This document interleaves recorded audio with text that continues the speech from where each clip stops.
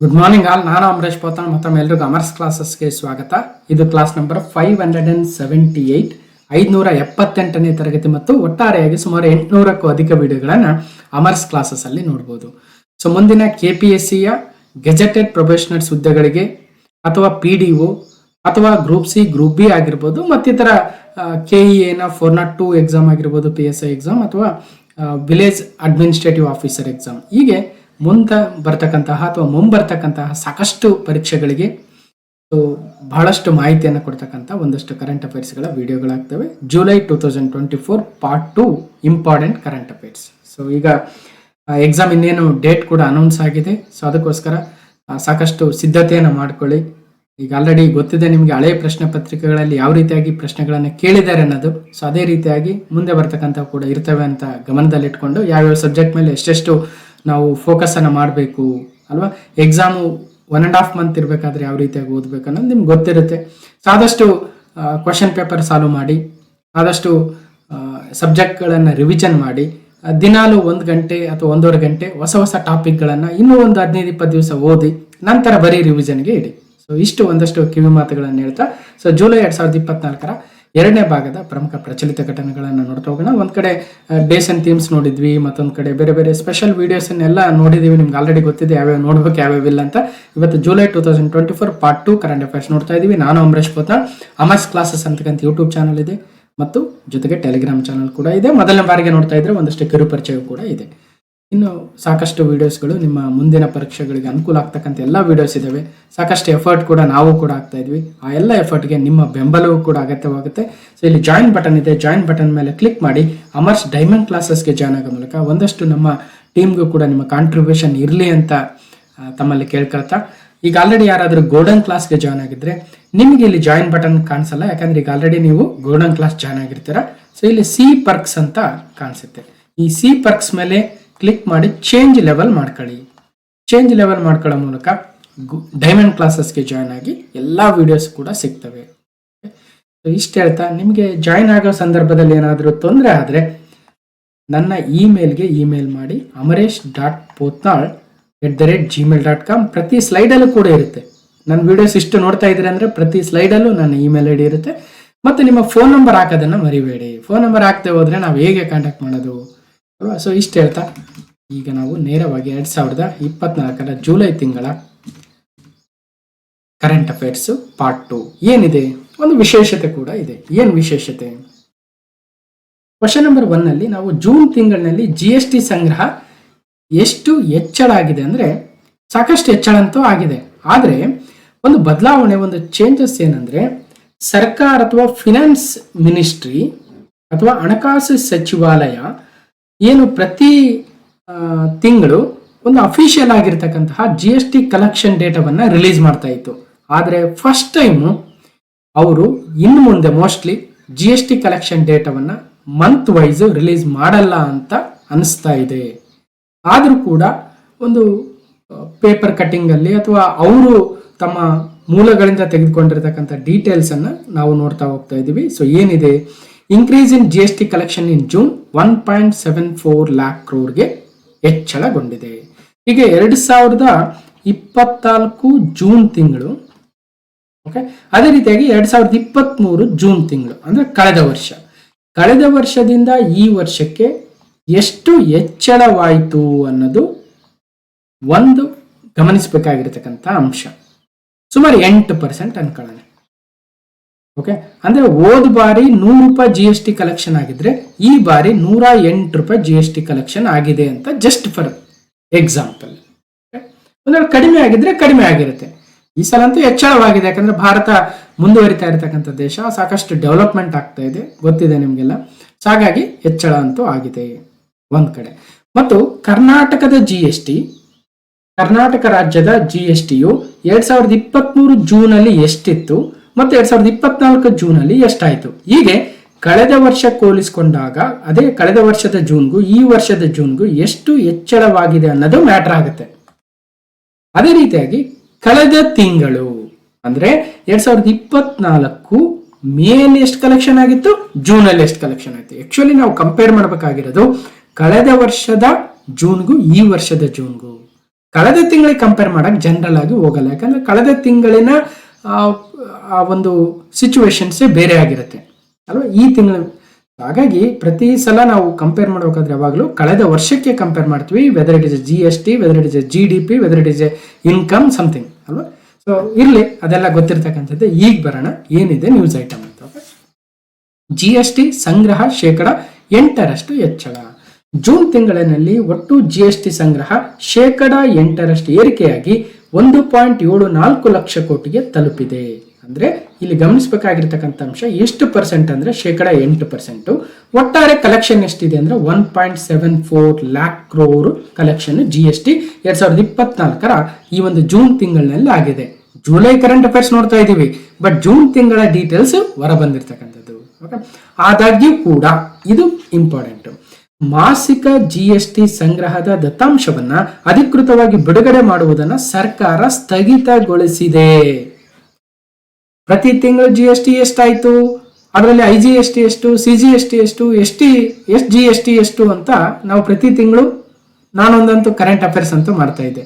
ಮುಂದೆಯೂ ಇದು ಮುಂದುವರಿಯಲಿದೆ. ಅಂದ್ರೆ ಈಗೇನು ಸ್ಥಗಿತ ಮಾಡಿದರೆ ಮಾಸಿಕ GST ದತ್ತಾಂಶಗಳನ್ನ ಡೀಟೇಲ್ಸ್ ಅನ್ನ ಕೊಡೋದನ್ನ ಮುಂದೆ ಕೂಡ ಇದನ್ನ ಮುಂದುವರಿಯಲಿದೆ. ಸ್ಥಗಿತ ಏನ್ ಮಾಡಿದಾರಲ್ಲ ಅದು ಮುಂದುವರಿಯಲಿದೆ ಅಂತ ಮೂಲಗಳು ಹೇಳಿದವೆ. ನೋಡೋಣ. ನಮಗಂತೂ ಒಂದು ಕ್ವಶನ್ ಎಕ್ಸಾಮ್ ಅಲ್ಲಿ ಬರದನ್ನ ತಡಿಬಹುದು. ಹೌದಾ ಸರ್, GST ಮೇಲೆ ಎಕ್ಸಾಮ್ ಅಲ್ಲಿ ಕ್ವಶನ್ ಕೇಳಿದ್ರ ಅಂತ ನಿಮ್ಗೆ ಅನ್ಸ್ಬೋದು. ಹೌದಾ, ಕ್ವಶನ್ ನೋಡಿ ಬಂದ್ಬಿಡೋಣ ಹಾಗಾದ್ರೆ. ಓಕೆ, ಆಮೇಲೆ ಮತ್ತೆ ಬರೋಣ ಇದಕ್ಕೆ back. Sericulture extension officer HK reason paper 26/7/2023 ಕಳೆದ ವರ್ಷ ನಡೆದಿರ್ತಕ್ಕಂಥ ಪರೀಕ್ಷೆಯಲ್ಲಿ ಒಂದು ಪ್ರಶ್ನೆ ಕೇಳಿದ್ರು. ಕರ್ನಾಟಕ ರಾಜ್ಯವು ಡಿಸೆಂಬರ್ 2022ರಲ್ಲಿ ಸಂಗ್ರಹಿಸಿದ ಒಟ್ಟು GST ಸೇವೆ ಮತ್ತು ಸರಕು ತೆರಿಗೆಯ ಮೊತ್ತವು ಎಷ್ಟಾಗಿತ್ತು ಅಂದ್ರೆ the total GST collected by Karnataka in the month of December 2022. ನೋಡಿ, ಡಿಸೆಂಬರ್ 2022 ಅಲ್ಲಿ ಎಷ್ಟು GST ಕಲೆಕ್ಷನ್ ಆಗಿತ್ತು ಅಂತ ಪ್ರಶ್ನೆ ಕೇಳಿದ್ದಾರೆ. ಯಾಕೆ 2023ರ ಜುಲೈಯಲ್ಲಿ ನಡೆದಿರ್ತಕ್ಕಂಥ ಪರೀಕ್ಷೆಗೆ 2022 ಡಿಸೆಂಬರ್ ಯಾಕೆ ಕೇಳಬೇಕಾಗಿತ್ತು? ಅಂದ್ರೆ ಕ್ವಶನ್ ಪೇಪರ್ ಅವಾಗ ಸೆಟ್ ಆಗಿತ್ತಾ? ಅಲ್ಲ, ಯಾರಿಗೂ ಗೊತ್ತಿಲ್ಲ. ಇದು KPSC ಅವರಿಗೆ ಮಾತ್ರ ಗೊತ್ತು. ನಾವು ಜಸ್ಟ್ ಅನಾಲಿಸಿಸ್ ಮಾಡ್ತಾ ಹೋಗ್ತಾ ಇದೀವಿ. ಅಂದ್ರೆ ಜುಲೈಯಲ್ಲಿ ನಡೆಯೋ ಎಕ್ಸಾಮ್ಗೆ ಡಿಸೆಂಬರ್ ಅಲ್ಲಿ ಯಾಕೆ ಡಿಸೆಂಬರ್ದು GST ಕಲೆಕ್ಷನ್ ಯಾಕೆ ಕೇಳಬೇಕಾಗಿತ್ತು? ಅದೇ ಜನವರಿ 2023 ಕೇಳಬಹುದಾಗಿತ್ತು, ಫೆಬ್ರವರಿ 2023 ಕೇಳಬಹುದಾಗಿತ್ತು, ಮಾರ್ಚ್ 2023 ಕೇಳಬಹುದಾಗಿತ್ತು, ಅಥವಾ ಏಪ್ರಿಲ್ ಮೇ ಕೇಳಬಹುದಾಗಿತ್ತು. ಹೋಗ್ಲಪ್ಪ, ಜುಲೈಯಲ್ಲಿ ಎಕ್ಸಾಮ್ ನಡೀತಾ ಅಂದ್ರೆ ಮೇದಲ್ಲಿ ಕ್ವಶನ್ ಪೇಪರ್ ಸೆಟ್ ಆಗಿದ್ರು. ಅದ್ರ ಹಿಂದೆ 2023ರಲ್ಲಿ 4-5 ತಿಂಗಳಿತ್ತು ಕೇಳೋದಕ್ಕೆ. I don't know. ನೀವು ಗಮನಿಸಬೇಕು, ನೀವು ಇದರಿಂದ ಒಂದು ತಿರುಳನ್ನ ಪಡ್ಕೋಬೇಕು. ಅಂದ್ರೆ ಈಗ ನಾವು ಆಗಸ್ಟ್ 25ಕ್ಕೆ KS gazetted professionals exam date announce ಆಗಿದೆ ಅಂದ್ರೆ GST ಬಗ್ಗೆ ಕೇಳೋದಾದ್ರೆ ಏನ್ ಜನವರಿ 2024ರಿಂದ ಜೂನ್ ಜುಲೈವರೆಗಿನ ಕೇಳ್ತಾರ, ಅಥವಾ 2023 ಏನಾದ್ರೂ ಕೇಳ್ಬೋದಾ? ನಿಮಗೆ ಬಿಟ್ಟಿದ್ದು. ಒಟ್ನಲ್ಲಿ ಮತ್ತೇನ್ ಕೇಳ್ತಾರೆ ಸರ್ ಅಂದ್ರೆ ಟೋಟಲ್ ಕರ್ನಾಟಕದ GST ಕಲೆಕ್ಷನ್ 2022 ಡಿಸೆಂಬರ್ ಅಲ್ಲಿ ಎಷ್ಟು ಕೋಟಿ ಆಗಿತ್ತು? 10,061, 23,598, 9,238 ಎಷ್ಟಾಗಿತ್ತು ಅನ್ನೋದನ್ನ ಹೆಂಗ್ ನೆನ್ಪಿಡಕ್ ಸಾಧ್ಯ ಅಲ್ವಾ? ಸೊ ಅನಿವಾರ್ಯತೆ. ಸೊ ಹಾಗೆ 10,061 ಕೋಟಿಗಳು ಆಗಿತ್ತು. ಅದನ್ನ ನಾವು ಆ ಕ್ವಶನ್ ಪೇಪರ್ ಸಾಲ್ವ್ ಮಾಡಬೇಕಾದ್ರೆ ಮಾಡಿದ್ದೆ ಕೂಡ. ಜೊತೆಗೆ ಜನವರಿ 2022 ಪಾರ್ಟ್ 1 ಕರೆಂಟ್ ಅಫೇರ್ಸ್ ಹೋಗಿ ನೋಡಿ, 15ನೇ ಪ್ರಶ್ನೆ ನೋಡಿದ್ರೆ ನೀವು GST collection to date 1.29 lakh crore in December 2021 ಅಂತ ಹೇಳಿದ್ವಿ. 2022 ನೋಡಿದೀವಿ. ಹೀಗೆ ಬೇರೆ ಬೇರೆ ತಿಂಗಳು ಸಹಿತ ನಾನು ಪ್ರತಿ ಸಲ 2021ರಿಂದಾನು ಹೇಳ್ತಾ ಬಂದಿದ್ದೀನಿ GST ಕಲೆಕ್ಷನ್ ಎಷ್ಟಾಯ್ತು ಪ್ರತಿ ಮಂತ್ ಅಂತ. ಓಕೆ, ಒಟ್ಟಿನಲ್ಲಿ ಪ್ರಶ್ನೆ ಈ ತರ ಬರುತ್ತಂತ ನೋಡ್ತಾ ಈಗ ಮತ್ತೊಮ್ಮೆ ಈ ನಂಬರ್ಸ್ ನ ರೀಕ್ಯಾಪ್ ಮಾಡ್ಕೊಂಡ್ಬಿಡೋಣ. 8% ಹೆಚ್ಚಿಗೆ ಆಗಿದೆ ಮತ್ತು 1.7 ಲ್ಯಾಕ್ ಕ್ರೋರ್ ಒಟ್ಟಾರೆಯಾಗಿ ಬಂದಿದೆ. ಇದು ಅಫಿಷಿಯಲ್ ಡೇಟ್ ಅಲ್ಲ. 2023 ಜೂನ್ ಅಲ್ಲಿ 1.61 ಲಕ್ಷ ಕೋಟಿ GST ಸಂಗ್ರಹವಾಗಿತ್ತು. ಅದರಿಂದ 1.74 ಅಂದ್ರೆ ಸುಮಾರು 8% ಅಷ್ಟು ಹೆಚ್ಚಿಗೆ ಆದಂಗೆ ಆಯ್ತು. ಓಕೆ, ಸರಿ. ಸೊ ಇಲ್ಲಿ ನೋಡ್ಬೋದು. So he had not officially issued any statement on June's indirect tax receipts till the time going for the press on Monday. ಅಂದ್ರೆ ಇಲ್ಲಿವರೆಗೂ ಅಫಿಷಿಯಲ್ ಆಗಿ ಯಾವುದೇ GST ಕಲೆಕ್ಷನ್ ಡೇಟಾ ಅನೌನ್ಸ್ ಆಗಿಲ್ಲ ಅಂತ ಸೊ ನ್ಯೂಸಲ್ಲಿ ಬಂದಿರತಕ್ಕಂಥದ್ದನ್ನು ಗಮನಿಸೋಣ. ಒಂದು ವೇಳೆ ಅಫಿಷಿಯಲ್ ಆಗಿಬಿಟ್ರೆ ಒಳ್ಳೇದು, ಅಫಿಷಿಯಲ್ ಆಗಿ ಬಿಡದೆ ಹೋದ್ರೆ ಎಕ್ಸಾಮಲ್ಲಿ ಒಂದು ಕ್ವಶನ್ ಬರೋದನ್ನ ತಡೆಯುತ್ತೆ. ಸೊ ಇಷ್ಟು. ಬಟ್ GST ಮೇಲೆ ಯಾವ ರೀತಿಯಾಗಿ ಬರ್ಬೋದು ಪ್ರಶ್ನೆ ಅಂದರೆ ಈ ರೀತಿ ಬರುತ್ತೆ. ಇನ್ನೊಂದು ಥರ GSTಯು ಎಷ್ಟನೇ ಅಮೆಂಡ್ಮೆಂಟ್ ಬಿಲ್ ಅಥವಾ ಸಂವಿಧಾನದ ತಿದ್ದುಪಡಿ ಮಸೂದೆ ಅಂದರೆ 122, ಸಂವಿಧಾನ ತಿದ್ದುಪಡಿ ಕಾಯ್ದೆ ಅಂದರೆ 101. ಅದರ ಬಗ್ಗೆ ಪ್ರತಿ ಸಲ ಕೂಡ ನಾನು GST ಬಗ್ಗೆ ಮಾತಾಡಬೇಕಾದ್ರೆ ಈ ಅಂಶಗಳನ್ನು ರೀಕ್ಯಾಪ್ ಮಾಡ್ತಾನೆ ಇರ್ತೇನೆ. Article 279A GST council. GST ಕೌನ್ಸಿಲ್ನ ಅಧ್ಯಕ್ಷರು ಹಣಕಾಸು ಸಚಿವರೇ ಆಗಿರ್ತಾರೆ. ಈಗ ಪ್ರಸ್ತುತ ನಿರ್ಮಲಾ ಸೀತಾರಾಮನ್ ಅವರು ಇದ್ದಾರೆ.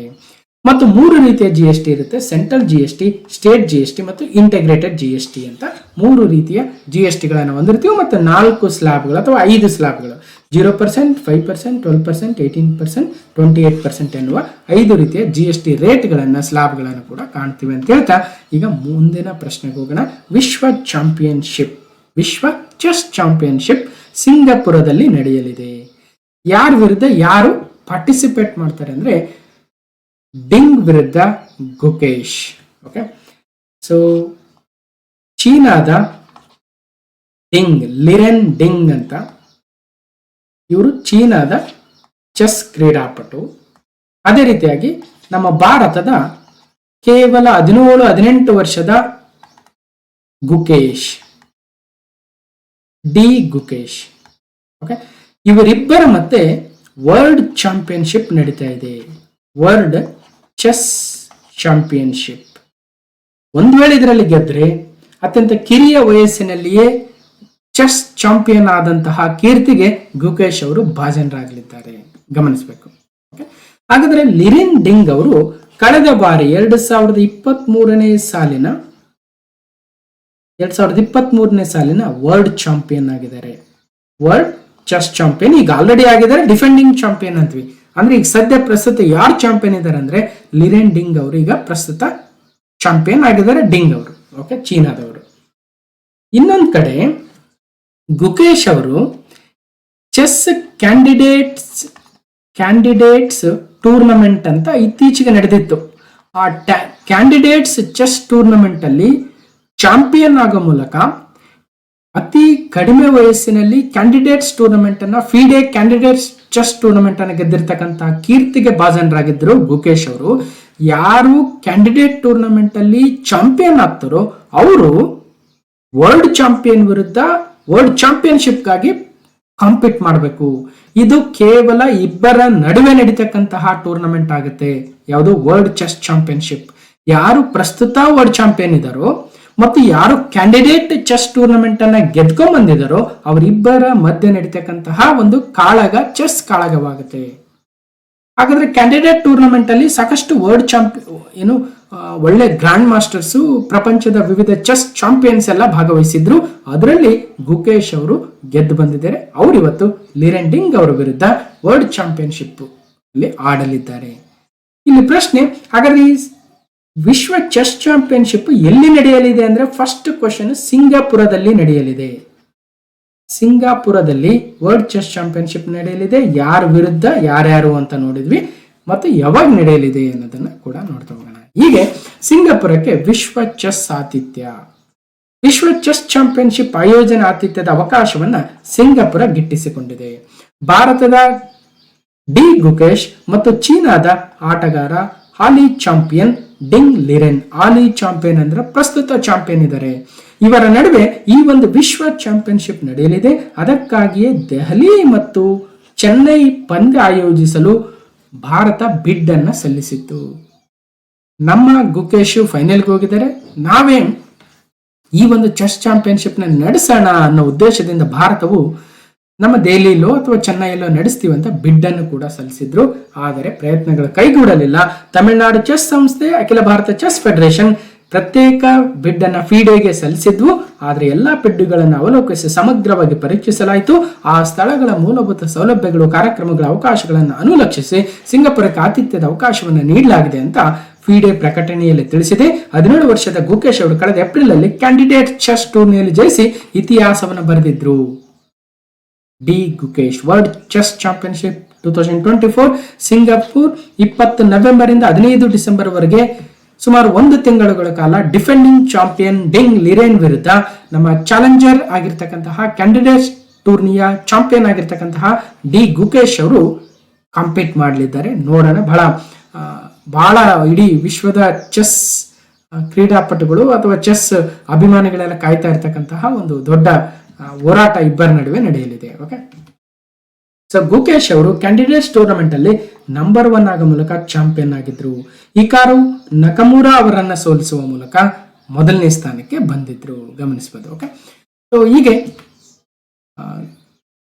ಗೊತ್ತಾಗ್ತಾ ಇದೆ. ಸೊ ಹೀಗೆ 2024 ಏಪ್ರಿಲ್ ತಿಂಗಳ ಪಾರ್ಟ್ 8 ಅಲ್ಲಿ ಕ್ವಶನ್ ನಂಬರ್ 6 ಅಲ್ಲಿ ಮಾತಾಡಿದ್ವಿ. ಇತ್ತೀಚೆಗೆ ಫಿಡೆ ಕ್ಯಾಂಡಿಡೇಟ್ ಟೂರ್ನಮೆಂಟ್ ಗೆದ್ದ ಅತ್ಯಂತ ಕಿರಿಯ ಚೆಸ್ ಆಟಗಾರ ಯಾರು ಅಂದ್ರೆ ಅಗೇನ್ ಡಿ ಗುಕೇಶ್ ಆಗಿದ್ರು ಅನ್ನೋದನ್ನ ಮಾತಾಡಿದ್ವಿ. ಭಾರತದ 17 ವರ್ಷದ ಡಿ ಗುಕೇಶ್ ಅಮೆರಿಕದ ಹಿಕಾರು ನಕಮುರಾ ಅವರೊಂದಿಗೆ ಡ್ರಾ ಮಾಡಿದ ನಂತರ ಕೆನಡಾದ ಟೊರೆಂಟೊದಲ್ಲಿ 2024 ಫಿಡೆ ಕ್ಯಾಂಡಿಡೇಟ್ ಪಂದ್ಯಾವಳಿಯನ್ನು ಗೆಲ್ಲುವ ಮೂಲಕ ಈ ರೀತಿಯ ಫಿಡೆ ಕ್ಯಾಂಡಿಡೇಟ್ ಟೂರ್ನಮೆಂಟ್ ಅನ್ನು ಗೆದ್ದ ಅತ್ಯಂತ ಕಿರಿಯ ಪುರುಷ ಆಟಗಾರ ಎನಿಸಿಕೊಂಡಿದ್ರು. ಅದರ ಬಗ್ಗೆ ಕಂಪ್ಲೀಟ್ ಡೀಟೇಲ್ಸ್ ಅನ್ನು ನಾವು 2024 ಏಪ್ರಿಲ್ ತಿಂಗಳಲ್ಲಿ ಕೂಡ ಮಾತಾಡಿದ್ವಿ. ಸೊ ಅದ್ರ ಬಗ್ಗೆ ನೋಡ್ಬೋದು ಡೀಟೇಲ್ಸ್. ಓಕೆ, ಸೊ ಏನೇನಾಗಿತ್ತು ಏನು ಎಲ್ಲ ಡೀಟೇಲ್ಸ್ ಆಗಿ ಹೇಳಿದ್ದೀನಿ. ಓಕೆ, ಇನ್ನು ಇಲ್ಲಿ 3 ಟೂರ್ನಮೆಂಟ್ ಬರ್ತವೆ: world championship, FIDE world cup ಮತ್ತು ಫಿಡೆ ಕ್ಯಾಂಡಿಡೇಟ್ಸ್ ಟೂರ್ನಮೆಂಟ್ ಅಂತ. ಒಟ್ಟಾರೆಯಾಗಿ ತಿಳ್ಕೊಳ್ಳಿ, ಕ್ಯಾಂಡಿಡೇಟ್ಸ್ ಟೂರ್ನಮೆಂಟ್ ಅನ್ನ ಯಾರು ಗೆಲ್ತಾರೋ ಅವರು ವರ್ಲ್ಡ್ ಚಾಂಪಿಯನ್ ಜೊತೆ ಹೋರಾಟವನ್ನ ಮಾಡಬೇಕಾಗುತ್ತೆ. ಇವತ್ತು ಡಿಂಗ್ ಲಿರೇನ್ ಅವರು ವರ್ಲ್ಡ್ ಚಾಂಪಿಯನ್ ಇದ್ದಾರೆ, ಅವ್ರ ವಿರುದ್ಧ ಈ ಸಲ ನಮ್ಮ ಗುಕೇಶ್ ಅವರು ಹೋರಾಟವನ್ನ ಮಾಡಲಿದ್ದಾರೆ. So D Gukesh versus Ding Liren, candidates winner versus world champion ಇಂದ ಸಿಂಗಾಪುರ್ ಅಲ್ಲಿ ಈ ಒಂದು ಪಂದ್ಯ ನಡೆಯಲಿದೆ. ಒಂದು ಪಂದ್ಯ ಅಲ್ಲ, ಸುಮಾರು ಪಂದ್ಯಗಳು ಇರ್ತವೆ. ಓಕೆ, ಸೊ ಇಷ್ಟು ಒಟ್ಟಾರೆಯಾಗಿರ್ತಕ್ಕಂಥ ಡೀಟೇಲ್ಸ್ ಆಗಿತ್ತು. ಇನ್ನು 3ನೇ ಪ್ರಶ್ನೆ, ಏಷ್ಯನ್ ಗೇಮ್ಸ್ಗೆ ಯೋಗ ಸೇರ್ಪಡೆಗೆ ಒಪ್ಪಿಗೆ ಪಿ.ಟಿ. ಉಷಾ ಅವರು ಹೇಳಿದ್ದಾರೆ. Agree to include yoga in the Asian games ಅಂದ್ರೆ ಮುಂಬರ್ತಕ್ಕಂತಹ ಏಷ್ಯನ್ ಗೇಮ್ಸ್ ಅಥವಾ ಏಷ್ಯಾಡ್ಗೆ ಯೋಗವನ್ನ ಸೇರಿಸ್ತೀವಿ. ಆ ಮೂಲಕ ಭಾರತದ ಪರಂಪರೆಯ ಒಂದು ದ್ಯೋತಕವಾಗಿರ್ತಕ್ಕಂಥ ಯೋಗವನ್ನು ಕೂಡ ಏಷ್ಯನ್ ಗೇಮ್ಸ್ ಅಲ್ಲಿ ಸೇರಿಸಿದಂಗಾಗತ್ತೆ ಅಂತ ಹೇಳಿದ್ದಾರೆ. ಇಲ್ಲಿ ಪ್ರಶ್ನೆ ಬರ್ತಕ್ಕಂಥದ್ದು, ಮುಂದಿನ ಏಷ್ಯನ್ ಗೇಮ್ಸ್ ಎಲ್ಲಿ ನಡೆಯಲಿದೆ, ಯಾವ ವರ್ಷ ನಡೆಯಲಿದೆ ಅಲ್ವಾ? ಸೊ ನೋಡಕ್ಕೆ ಹೋಗೋಣ. ಹಾಗಾದ್ರೆ ಯೋಗಕ್ಕೆ ಅಲ್ಲಿ ಏನಾದ್ರು ಪದಕಗಳನ್ನ ಮೀಸಲಿಡ್ತಾರ ಅಥವಾ ಜಸ್ಟ್ ಪ್ರದರ್ಶನ ಪಂದ್ಯಗಳನ್ನ ಆಡ್ಬೇಕಾಗತ್ತಾ? ಸೊ ನೋಡ್ತಾ ಹೋಗೋಣ. ಏಷ್ಯನ್ ಗೇಮ್ಸ್ಗೆ ಯೋಗ. ಏಷ್ಯನ್ ಗೇಮ್ಸ್ ನಲ್ಲಿ ಯೋಗ ಸೇರ್ಪಡೆಗೆ ಏಷ್ಯಾ ಒಲಿಂಪಿಕ್ ಕೌನ್ಸಿಲ್ ಕಾರ್ಯಕಾರಿ ಮಂಡಳಿ ಒಪ್ಪಿಗೆಯನ್ನು ಸೂಚಿಸಿದೆ. ಇದು ಯೋಗದ ಸೇರ್ಪಡೆಗೆ ದಾರಿಯಾಗಲಿದೆ ಎಂದು ಭಾರತ ಒಲಿಂಪಿಕ್ ಸಂಸ್ಥೆ ಅಧ್ಯಕ್ಷೆ ಪಿ.ಟಿ. ಉಷಾ, ಭಾರತದ ಸ್ಪ್ರಿಂಟರ್ ಪಿ.ಟಿ. ಉಷಾ ಅವರು ಭಾರತದ ರಾಜ್ಯಸಭೆಯ ಸಂಸದೆ ಕೂಡ ಮತ್ತು ಭಾರತದ ಒಲಿಂಪಿಕ್ ಸಂಸ್ಥೆಯ ಅಧ್ಯಕ್ಷೆಯೂ ಕೂಡ ಆಗಿದ್ದಾರೆ. ಪಿ.ಟಿ. ಉಷಾ ಅವರು ಹೇಳಿದರೆ ಏಷ್ಯನ್ ಗೇಮ್ಸ್ಗೆ ಯೋಗವನ್ನ ಸೇರಿಸೋದಕ್ಕೆ ಏಷ್ಯನ್ ಒಲಿಂಪಿಕ್ ಕೌನ್ಸಿಲ್ ಒಪ್ಪಿಗೆಯನ್ನ ಕೊಟ್ಟಿದೆ ಅಂತ ಹೇಳಿದ್ದಾರೆ. ಏಷ್ಯನ್ ಗೇಮ್ಸ್ನ ಸ್ಪರ್ಧಾತ್ಮಕ ಕ್ರೀಡೆಗಳಲ್ಲಿ ಯೋಗದ ಸೇರ್ಪಡೆಗೆ ಅವರ ನಿರಂತರ ಬೆಂಬಲಕ್ಕೆ ಧನ್ಯವಾದ ಅಂತ ಕೂಡ ಹೇಳಿದ್ದಾರೆ. ಪ್ರಧಾನಿ ನರೇಂದ್ರ ಮೋದಿ ಅವರ ನೇತೃತ್ವದಲ್ಲಿ ನಮ್ಮ ಸಾಮೂಹಿಕ ಪ್ರಯತ್ನದಿಂದ ಇದನ್ನು ಸಾಧಿಸಿದ್ದೇವೆ ಅಂತ ಕೂಡ ಭಾರತದ ಒಲಿಂಪಿಕ್ ಸಂಸ್ಥೆ ಅಧ್ಯಕ್ಷೆ ರಾಜ್ಯಸಭಾ ಸದಸ್ಯೆ ಪಿ.ಟಿ. ಉಷಾ ಅವರು ಈ ಸಂದರ್ಭದಲ್ಲಿ ಹೇಳಿದ್ದಾರೆ. ಹಾಗಾದ್ರೆ ಯಾವ ಗೇಮ್ಸ್ ಅಲ್ಲಿ ಇದನ್ನು ಸೇರಿಸ್ತಾರೆ ಅಂದ್ರೆ 20ನೇ ಏಷ್ಯನ್ ಗೇಮ್ಸ್ 20th ಏಷ್ಯಾಡ್ ಎಲ್ಲಿ ನಡೆಯಲಿದೆ ಅಂದ್ರೆ 2026ರಲ್ಲಿ ಐಚಿ ನಗೋಯಾ. ಬೇರೆ ಬೇರೆ ಕಡೆ ಕೇಳಿರ್ತೀವಿ. ಐಚಿ ಟಾರ್ಗೆಟ್ಸ್ ಅಂತ ಕೇಳಿದ್ವಿ, ನಗೋಯಾ ಪ್ರೋಟೋಕಾಲ್ ಅಂತ ನಮ್ಮ ಪರಿಸರ ಸಂಬಂಧಿತ ವಿಚಾರಗಳ ಮೇಲೆ, ಸಮ್ಮೇಳನಗಳ ಮೇಲೆ, ಕಾಪ್ಗಳ ಮೇಲೆ ಮಾತಾಡ್ಬೇಕಾದ್ರೆ ಬಹಳ ಕಡೆ ಡಿಸ್ಕಷನ್ ಮಾಡಿದ್ವಿ. Nagoya protocol, Aichi targets. So ಅದೇ ಒಂದು ಐಚಿ ನಗೋಯಾ ಎನ್ನುವ ಜಪಾನ್ ದೇಶದ ನಗರಗಳಲ್ಲಿ 2026ರಲ್ಲಿ maybe 19 September to 4 October 2026ರಲ್ಲಿ ಜಪಾನಿನ ನಗರಗಳಾದ ಐಚಿ ಮತ್ತು ನಗೋಯಾಗಳಲ್ಲಿ 20ನೇ ಏಷ್ಯನ್ ಗೇಮ್ಸ್ ನಡೆಯಲಿದೆ. ಆ 20ನೇ ಏಷ್ಯನ್ ಗೇಮ್ಸ್ ಅಲ್ಲಿ ಭಾರತದಿಂದ ಅಥವಾ ಭಾರತದ ಯೋಗವು ಕೂಡ ಒಂದು ಸ್ಪರ್ಧೆಯಾಗಿ ಅಲ್ಲಿ ಕಣಕ್ಕಿಳಿಯಲಿದೆ. ಆದ್ರೆ ಅದಕ್ಕೆ ಪದಕಗಳನ್ನು ಮೀಸಲಿರಿಸಿದ್ದಾರೆ ಅಂದ್ರೆ ಸದ್ಯಕ್ಕೆ ಇಲ್ಲ ಅನ್ಸುತ್ತೆ, ನೋಡೋಣ. ಏಷ್ಯನ್ ಗೇಮ್ಸ್ ಅನ್ನೋದು ನಮ್ಮ ಏಷ್ಯಾದ ದೇಶಗಳು 1951ರಿಂದ ಆಡ್ತಾ ಬರ್ತಾ ಇರ್ತಕ್ಕಂತಹ ಟೂರ್ನಮೆಂಟ್ಗಳಾಗುತ್ತೆ. ಇದು 4 ವರ್ಷಗಳಿಗೊಮ್ಮೆ ನಡೆದ್ರೆ ಮೊಟ್ಟ ಮೊದಲ ಏಷ್ಯನ್ ಗೇಮ್ಸ್ ನಮ್ಮ ಭಾರತದ ನವದೆಹಲಿಯಲ್ಲಿಯೇ ನಡೆದಿತ್ತು. ಓಕೆ, ಸೊ ಇತ್ತೀಚೆಗೆ 2022ರ ಏಷ್ಯನ್ ಗೇಮ್ಸ್ 19ನೇ ಏಷ್ಯನ್ ಗೇಮ್ಸ್ ಆಗಿತ್ತು. ಅದು ಚೀನಾದ ಆಂಜೂ ಅಲ್ಲಿ ನಡೆಸಲಾಗಿತ್ತು. 2026ರ ಏಷ್ಯನ್ ಗೇಮ್ಸ್ ನಗೋಯಾ ಮತ್ತು ಐಚಿಯಲ್ಲಿ ಜಪಾನ್ ನಲ್ಲಿ ನಡೆಯಲಿದೆ. ಹೀಗೆ ಸ್ಪೋರ್ಟ್ಸ್ ಟೂರ್ನಮೆಂಟ್ಸ್ ನಡೆದಾಗ ಅದ್ರ ಮೇಲೆ ಸಪರೇಟ್ ವಿಡಿಯೋ ಮಾಡೋದು ನಮ್ಮ ರೂಢಿ, ನಿಮ್ಗೆ ಗೊತ್ತಿದೆ already. ICC cricket world cup ನಡೆದಿತ್ತು, ಅದ್ರ ಬಗ್ಗೆ ಮಾತಾಡಿದ್ವಿ. 37 ನ್ಯಾಷನಲ್ ಗೇಮ್ಸ್ ಗೋವಾದಲ್ಲಿ ನಡೆದಿತ್ತು, ಅದ್ರ ಬಗ್ಗೆ ಮಾತಾಡಿದ್ವಿ.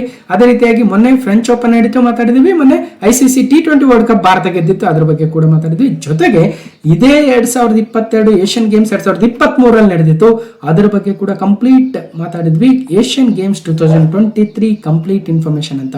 You got to be part of the Asian games with no medals ಅಂದ್ರೆ ಪದಕಗಳಿರಲ್ಲ, ಬದಲಾಗಿ ಒಂದು ಪ್ರದರ್ಶನವಾಗಿ ಮೊದಲನೇ ಬಾರಿಗೆ ನಡೆಸಲಾಗುತ್ತೆ. ಅದಾದ ನಂತರ 2030 ದೋಹಾ ಏಷ್ಯಾಡ್ ಏನ್ ನಡೆಯುತ್ತೆ, ಅದರಲ್ಲಿ ಪದಕಗಳನ್ನ ಅಂದ್ರೆ ಕಾಂಪೀಟ್ ಮಾಡಬಹುದು ಫಾರ್ ದ ಮೆಡಲ್. ಈಗ ಸದ್ಯ ಪ್ರದರ್ಶನ ಕಲೆ ಆಗಿರುತ್ತೆ.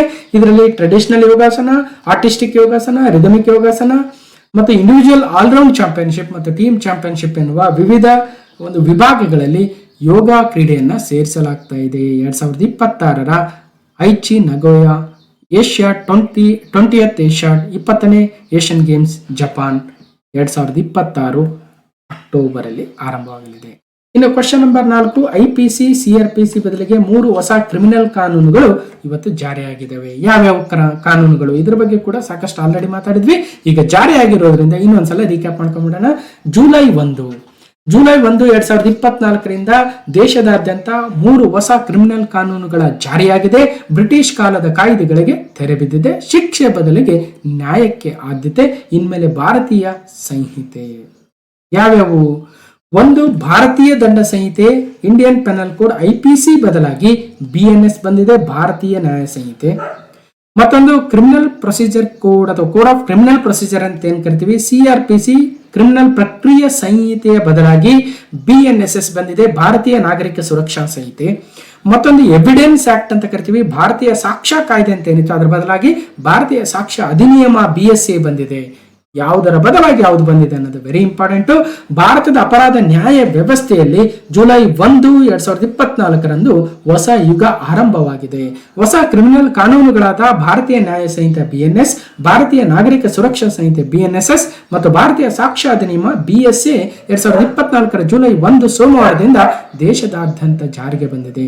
ಈ 3 ಕಾನೂನುಗಳು Indian penal code, code of criminal procedure ಮತ್ತು ಎವಿಡೆನ್ಸ್ ಆಕ್ಟ್ಗಳ ಜಾಗವನ್ನ ತುಂಬಲಿವೆ. ದೇಶದ ಯಾವುದೇ ಮೂಲೆಯಲ್ಲೂ ದೂರು ನೀಡುವ ಕ್ರಮವಾದ 0 FIR, ಆನ್ಲೈನ್ ಮಾಧ್ಯಮದ ಮೂಲಕವೂ ಪೊಲೀಸರಿಗೆ ದೂರು ನೀಡುವ ಸೌಲಭ್ಯ, SMS ನಂತಹ ಡಿಜಿಟಲ್ ಮಾಧ್ಯಮದ ಮೂಲಕವೂ ಸಮನ್ಸ್ ನೀಡುವ ವ್ಯವಸ್ಥೆ ಸೇರಿದಂತೆ ಈ 3 ಕಾನೂನುಗಳು ಅತ್ಯಾಧುನಿಕ ತಂತ್ರಜ್ಞಾನಕ್ಕೆ ಒತ್ತನ್ನು ನೀಡ್ತಾ ಇದ್ದಾವೆ. ವಸಾಹತುಶಾಹಿ ಕಾನೂನುಗಳನ್ನ ಕೊನೆಗೊಳಿಸಲೆಂದು ಭಾರತೀಯರಿಗಾಗಿ ಭಾರತೀಯ ಸಂಸತ್ನಲ್ಲಿ ರೂಪಿಸಿದ 3 ಕಾನೂನುಗಳಿವು. ನಾವು ಕೇವಲ ಕಾನೂನುಗಳ ಹೆಸರು ಬದಲಾಯಿಸಿಲ್ಲ, ಅವುಗಳ ಸ್ವರೂಪ, ಆತ್ಮ, ಚೈತನ್ಯವು ಭಾರತೀಯವೇ ಆಗಿದೆ ಅಂತ ಗೃಹ ಸಚಿವ ಅಮಿತ್ ಶಾ ಅವರು ಹೇಳಿದ್ದಾರೆ. ಏನಿದು ವಿಶೇಷತೆ? ಭಾರತೀಯ ದಂಡ ಸಂಹಿತೆ ಇಂಡಿಯನ್ ಪೆನಲ್ ಕೋಡ್ IPC ಬದಲಿಗೆ ಬರಲಿರುವ ಭಾರತೀಯ ನ್ಯಾಯ ಸಂಹಿತಾ ಕಾಯ್ದೆಯು ಇಂದಿನ 511 ಸೆಕ್ಷನ್ಗಳ ಬದಲಿಗೆ 358 ಸೆಕ್ಷನ್ಗಳನ್ನ ಹೊಂದಿದೆ. ಇಲ್ಲೂ 175 ಸೆಕ್ಷನ್ಗಳನ್ನು ಬದಲಿಸಿ 8 ಹೊಸ ಸೆಕ್ಷನ್ಗಳನ್ನು ಸೇರಿಸಿ 22 ಸೆಕ್ಷನ್ಗಳನ್ನು ರದ್ದುಗೊಳಿಸಲಾಗಿದೆ.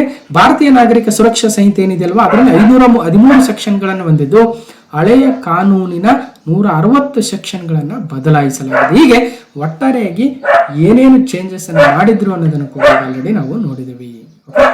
ನೆಕ್ಸ್ಟ್ IPC ಯುಗಾಂತ್ಯ, ಇಂದಿನಿಂದ 3 ಹೊಸ ಕ್ರಿಮಿನಲ್ ಅಪರಾಧ ಕಾನೂನುಗಳು ಜಾರಿ. 1.5 ಶತಮಾನಕ್ಕೂ ಹಳೆಯದಾದ ಬ್ರಿಟಿಷರು ಬಿಟ್ಟು ಹೋದ ಕಾನೂನು ವ್ಯವಸ್ಥೆಯಲ್ಲಿ ನಡೆಯುತ್ತಿದ್ದ ನಮ್ಮ ಅಪರಾಧ ನ್ಯಾಯ ವ್ಯವಸ್ಥೆ ಇದೀಗ ಭಾರತೀಯತೆಯ ಅಸ್ಮಿತೆಯೊಂದಿಗೆ ಬದಲಾಗಿದೆ. ಬ್ರಿಟಿಷರಿಗೆ ಶಿಕ್ಷೆ ಕೊಡಿಸುವುದೇ ಆದ್ಯತೆಯಾಗಿತ್ತು, ಆದರೆ ಈಗ ನ್ಯಾಯ, ಅದರಲ್ಲೂ ತ್ವರಿತ ಮತ್ತು ಕ್ಷಿಪ್ರ ನ್ಯಾಯ ಮೊದಲ ಆದ್ಯತೆಯಾಗಿದೆ. ಬದಲಾದ ಆ 3 ಕಾನೂನುಗಳ ಬಗೆಗಿನ ಅವಲೋಕನವನ್ನು ಇಲ್ಲಿ ಕೊಟ್ಟಿದ್ದಾರೆ. ಇದ್ರ ಬಗ್ಗೆ ಆಲ್ರೆಡಿ 2 ಸಲ ಮಾತಾಡಿದ್ದೀವಿ.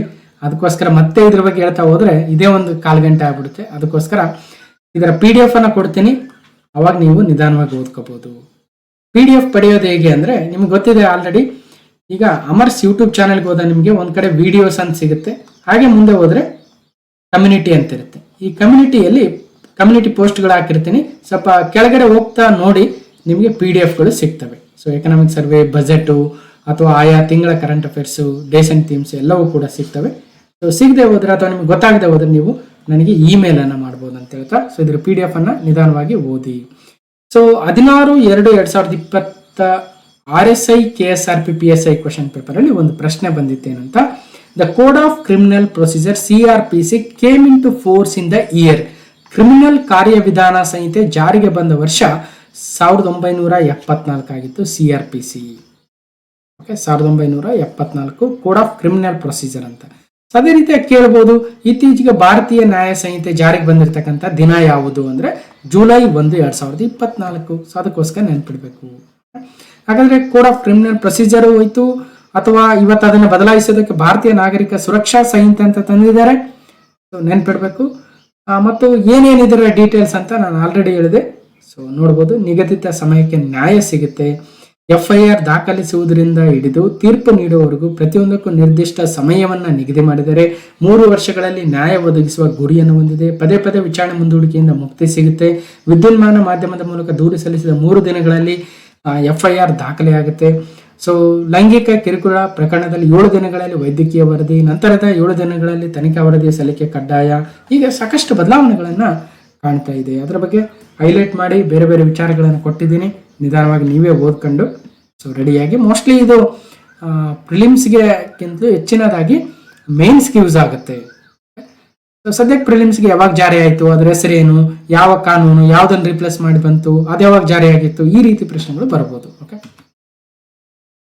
ನೋಡಿ, ಒಂದು ಇಂಡಿಯನ್ ಪೆನಲ್ ಕೋಡ್ ಜಾರಿ ಬಂದಿದ್ದು 1860 ಜಾರಿಗೆ ಬಂದಿತ್ತು. 1860 ಸುಮಾರು 150 ವರ್ಷಗಳಿಗಿಂತಲೂ ಹೆಚ್ಚು ಅಲ್ವಾ. ಸೊ ಹಾಗಾಗಿ ಭಾರತೀಯ ನ್ಯಾಯ ಸಂಹಿತೆ ಬಿಲ್ಲು ಅದನ್ನು ರಿಪ್ಲೇಸ್ ಮಾಡ್ತಾ ಇದೆ. ಕೋಡ್ ಆಫ್ ಕ್ರಿಮಿನಲ್ ಪ್ರೊಸೀಜರ್ 1973 ಭಾರತೀಯ ನಾಗರಿಕ ಸಂಹಿತೆ ಸುರಕ್ಷಾ ಸಂಹಿತೆ ಜಾರಿ, ಅದ್ರ ಮೇಲೆ ಓವರ್ ರೈಟ್ ಆಗ್ತಾ ಇದೆ. ಅದೇ ರೀತಿಯಾಗಿ ಇಂಡಿಯನ್ ಎವಿಡೆನ್ಸ್ ಆಕ್ಟ್ ಅಂತಿತ್ತಲ್ವ, ಅದನ್ನು ಭಾರತೀಯ ಸಾಕ್ಷ್ಯ ಬಿಲ್ ಅಂತ ತಂದಿದ್ದಾರೆ. ಇವೆಲ್ಲವೂ ಕೂಡ ಗೊತ್ತಿರ್ತಕ್ಕಂಥದ್ದೇ. ಇನ್ನು 3 ಕ್ರಿಮಿನಲ್ ವಿಧೇಯಕಗಳಿಗೆ ರಾಷ್ಟ್ರಪತಿ ಅಂಕಿತ ಅಂತ ಜನವರಿ 2024 ಮಾತಾಡಿದ್ವಿ ಅಲ್ವಾ. ರಾಷ್ಟ್ರಪತಿಗಳ ಒಪ್ಪಿಗೆಯನ್ನು ಕೊಟ್ಟಿದ್ದಾರೆ, ಅವು ಜಾರಿಗೆ ಬರೋದು ಜುಲೈಯಲ್ಲಿ ಅಂತ ನೋಡಿದ್ವಿ. ಸೊ ಅವಾಗಲೂ ಕೂಡ ಮತ್ತೆ ಒಂದ್ಸಲ ರಿಪೀಟ್ ಮಾಡಿದ್ದೆ. ಅದಾದ ನಂತರ ಇನ್ನೊಮ್ಮೆ ಈ ಬಿಲ್ಗಳನ್ನ ಲೋಕಸಭೆಯಲ್ಲಿ ಮಂಡಿಸಿದಾಗ ಮಾತಾಡಿದ್ವಿ. ಆಗಸ್ಟ್ 2023 ಬ್ರಿಟಿಷ್ ಯುಗದ ಸಂಹಿತೆ ರದ್ದತಿಗೆ ಮೆಚ್ಚುಗೆ IPC CRPC Indian evidence act ಬದಲಿಗೆ 3 ಹೊಸ ಮಸೂದೆಗಳನ್ನು ಲೋಕಸಭೆಯಲ್ಲಿ ಮಂಡಿಸಲಾಯಿತು. ಕಾನೂನು ಕ್ರಾಂತಿಗೆ ಮುನ್ನಡಿ, ಬ್ರಿಟಿಷ್ ಯುಗದ ಕಾಯ್ದೆಗಳಿಗೆ ಇತಿಶ್ರೀ, IPC CRPC ಎವಿಡೆನ್ಸ್ ಆಕ್ಟ್ ಇತಿಹಾಸಕ್ಕೆ 3 ಹೊಸ ವಿಧೇಯಕ ಮಂಡಿಸಿದ ಕೇಂದ್ರ ಸರ್ಕಾರ ಹಲವು ಪ್ರಕರಣಗಳಲ್ಲಿ ಶಿಕ್ಷೆಯೂ ಹೆಚ್ಚಳ ಅಂತ. ಸೊ 3-4 ಸಲ ಡಿಸ್ಕಷನ್ ಮಾಡಿದೀವಿ. ಸೊ ಅದಕ್ಕೋಸ್ಕರ ಮತ್ತೆ ಬಹಳ ಡೀಪ್ ಆಗಿ ಹೋಗಲ್ಲ. ಹೇಗಿದ್ರು ಫಾಲೋ ಮಾಡ್ತಾ ಇದ್ರಿ ಪ್ರತಿ ವಿಡಿಯೋ, ಸೊ ನಿಮ್ಗೆ ಗೊತ್ತಿರುತ್ತೆ ಅಂತ ಹೇಳ್ತಾ ಹೇಗಿದ್ರು PDF ಕೊಡ್ತೀನಿ, ಅವಾಗ ಇನ್ನೊಂದ್ಸಲ ನೀವು ಕೂಡ ರಿವಿಷನ್ ಮಾಡ್ಕೋಬಹುದು. ಈಗ 5ನೇ ಪ್ರಶ್ನೆ, ಕ್ವಶನ್ ನಂಬರ್ 5. ಪುನೀತ್ ರಾಜ್ಕುಮಾರ್ ಅವರ ನೆನಪಿಗಾಗಿ ಸರ್ಕಾರವು ಜಾರಿಗೊಳಿಸಿದ ಯೋಜನೆ ಯಾವುದು? What is the scheme implemented by the government in the memory of Puneeth Rajkumar? ಅಂದ್ರೆ ಸರಿಯಾದ ಉತ್ತರ ಹೇಳ್ಬಿಡ್ತೀನಿ, ಹೃದಯ ಜ್ಯೋತಿ ಯೋಜನೆ. ಹೃದಯ ಗೆದ್ದ ಪುನೀತ್, ಹೃದಯ ಜ್ಯೋತಿ. 4 ತಿಂಗಳಲ್ಲಿ 10 ಜನರ ಜೀವರಕ್ಷಣೆ, ಇದುವರೆಗೆ 2 ಲಕ್ಷ ಜನರಿಗೆ ಪರೀಕ್ಷೆ. 2ನೇ ಹಂತದಲ್ಲಿ 16 ಜಿಲ್ಲೆಯ 70 ತಾಲೂಕು ಆಸ್ಪತ್ರೆಗಳಲ್ಲಿ ಈ ಒಂದು ಹೃದಯ ಜ್ಯೋತಿ ಯೋಜನೆಯ ಆರಂಭ. 3ನೇ ಹಂತದಲ್ಲಿ 15 ಜಿಲ್ಲೆಯ 35 ತಾಲೂಕುಗಳಲ್ಲಿ ಶೀಘ್ರ ಅನುಷ್ಠಾನ. 4ನೇ ಹಂತದಲ್ಲಿ 2 ಜಿಲ್ಲೆ ಸೇರಿ ಬಾಕಿ ಉಳಿದ ಎಲ್ಲಾ ತಾಲೂಕುಗಳಲ್ಲಿ 2025-26 ಶುರುವಾಗುತ್ತೆ. 25,000 ರೂಪಾಯಿ ವೆಚ್ಚದ ಚುಚ್ಚುಮದ್ದು ಮಾರ್ಚ್ 2024 ನೀಡಲು ಆರಂಭಿಸಿದರೆ ಒಟ್ಟಾರೆಯಾಗಿ ಹಠಾತ್ ಹೃದಯಾಘಾತ ತಡೆಯಲು ರಾಜ್ಯ ಸರ್ಕಾರ ತಂದಿರುವ ಪುನೀತ್ ರಾಜ್ಕುಮಾರ್ ಹೃದಯ ಜ್ಯೋತಿ ಯೋಜನೆಯಡಿ 11,000 ಜನರಲ್ಲಿ ಗಂಭೀರವಾದ ಸಮಸ್ಯೆ ಪತ್ತೆ ಮಾಡಿದ್ದು 4 ತಿಂಗಳಲ್ಲಿ ಅತ್ಯಮೂಲ್ಯವಾಗಿರತಕ್ಕಂಥ 10 ಜನರ ಜೀವರಕ್ಷಣೆಯನ್ನು ಕೂಡ ಮಾಡಲಾಗಿದೆ. ಒಟ್ಟಾರೆಯಾಗಿ 2 ಲಕ್ಷ ಜನರಿಗೆ ಪರೀಕ್ಷೆಗಳು ಕೂಡ ನಡೆಸಲಾಗಿದೆ. ಹೃದಯ ಗೆದ್ದ ಪುನೀತ್ ಹೃದಯ ಜ್ಯೋತಿ ಯೋಜನೆ. ದಿವಂಗತ ಕರ್ನಾಟಕ ರತ್ನ ಡಾಕ್ಟರ್ ಪುನೀತ್ ರಾಜ್ಕುಮಾರ್ ಅವರ ಸ್ಮರಣಾರ್ಥ ಆಸ್ಪತ್ರೆಗಳಲ್ಲಿ ಹಠಾತ್ ಹೃದಯಾಘಾತ ಸಾವು ತಡೆಯಲು 6 ಕೋಟಿ ವೆಚ್ಚದಲ್ಲಿ ವ್ಯವಸ್ಥೆಯನ್ನು ಅಳವಡಿಸ್ತೀವಿ. ಪುನೀತ್ ರಾಜ್ಕುಮಾರ್ ಹೃದಯ ಜ್ಯೋತಿ ಯೋಜನೆ ಅಂತ ತರ್ತೀವಿ ಅಂತ ಬಜೆಟ್ ಅಲ್ಲೂ ಕೂಡ ಹೇಳಿದ್ರು. ಮತ್ತು ಅದ್ರ ಬಗ್ಗೆ ಬೇರೆ ಬೇರೆ ಕಡೆ ಡಿಸ್ಕಷನ್ ಕೂಡ ಮಾಡಿದ್ದೀವಿ. Okay, question number 6. ಯಾವ ವಿಮಾನ ನಿಲ್ದಾಣವು ಇತ್ತೀಚೆಗೆ ಸ್ವಯಂ ಸೇವಾ ಬ್ಯಾಗೇಜ್ ಡ್ರಾಪ್ ವ್ಯವಸ್ಥೆಯನ್ನು ಪರಿಚಯಿಸಿದ ದೇಶದ ಮೊದಲನೇ ವಿಮಾನ ನಿಲ್ದಾಣವಾಗುತ್ತೆ? Which airport recently became the first in the country to introduce a self-service baggage drop system? ಅಂದ್ರೆ ಸರಿಯಾದ ಉತ್ತರ ಇಂದಿರಾ ಗಾಂಧಿ ಇಂಟರ್ನ್ಯಾಷನಲ್ ಏರ್ಪೋರ್ಟ್ ಆಗುತ್ತೆ. Delhi airport launches self service mechanism for quicker passenger check in with luggage. ಯಾರು ಲಗೇಜ್ ಅನ್ನು ತೆಗೆದುಕೊಂಡು ಹೋಗ್ತಾರೆ ಅವರು ಸ್ವತಃ ತಾವೇ ಚೆಕ್ ಇನ್ ಮಾಡಿ ಆ ಲಗೇಜ್ನ ಒಂದು ಟ್ಯಾಗ್ ಅನ್ನ ಪಡ್ಕೊಂಡು ಲಗೇಜ್ ಚೆಕ್ ಮಾಡಿಕೊಂಡು ತಾವೇ ಅದನ್ನು ತೆಗೆದುಕೊಂಡು ಹೋಗುವ ಒಂದು ಪ್ರೊಸೀಜರ್ ಅನ್ನ ಆಟೋಮೆಟಿಕ್ ಸೆಲ್ಫ್ ಸರ್ವಿಸ್ ಮೆಕ್ಯಾನಿಸಮ್ ಅನ್ನು ತಂದಿರತಕ್ಕಂತಹ ಮೊಟ್ಟ ಮೊದಲ ಏರ್ಪೋರ್ಟ್ ದೇಶದಲ್ಲಿ ಅಂದ್ರೆ ಡೆಲ್ಲಿ ಏರ್ಪೋರ್ಟ್ ಆಗುತ್ತೆ. So Indira Gandhi international airport ಡೆಲ್ಲಿಯ ಪಲಾಮಲ್ಲಿರುವುದು ನ್ಯಾಷನಲ್ ಕ್ಯಾಪಿಟಲ್ ರೀಜನ್ ಅಲ್ಲಿ ಬರುತ್ತೆ.